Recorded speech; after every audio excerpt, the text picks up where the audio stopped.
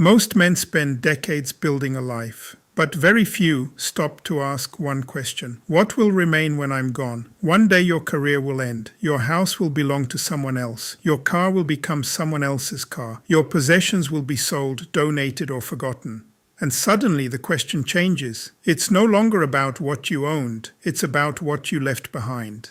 The question that changes everything. There comes a moment in every man's life when he looks at the horizon and realizes he has lived more years behind him than ahead of him.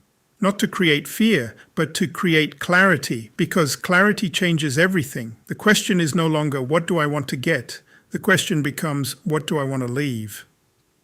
Most of us spend decades collecting things. Tools, projects, achievements, memories. We fill garages, offices, and closets. Yet one day we realize that none of those things truly define us. What defines us are the lives we touched while we were building them.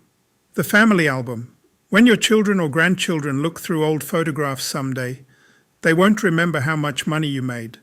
They won't remember what car you drove. They'll remember the moments, the camping trips, the conversations, the lessons, the laughter, the times you showed up when it mattered. That's where legacy lives. The empty calendar. The most valuable thing you own isn't money. It's time.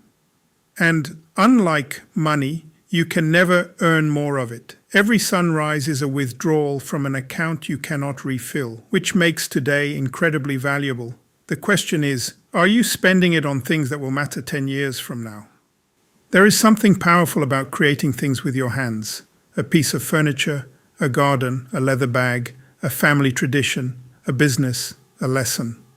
Because creators leave evidence that they were here.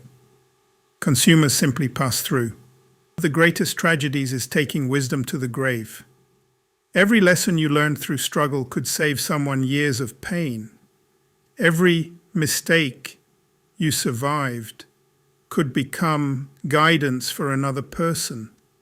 Legacy grows when knowledge is shared, not stored.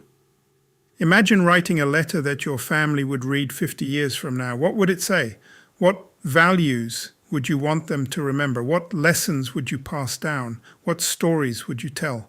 Most men never write those things down, and because of that, their wisdom disappears with them. Time with family children rarely remember the gifts, but they remember the presence. They remember who listened, who taught, who encouraged, who believed in them. The greatest inheritance isn't money, it's love, attention, and belief. Legacy isn't built in one big moment. It's built through thousands of conversations. One lesson, one story, one walk, one example at a time. People learn far more from what we do than from what we say. 3 generations, one story, one family, one chain connecting the past to the future.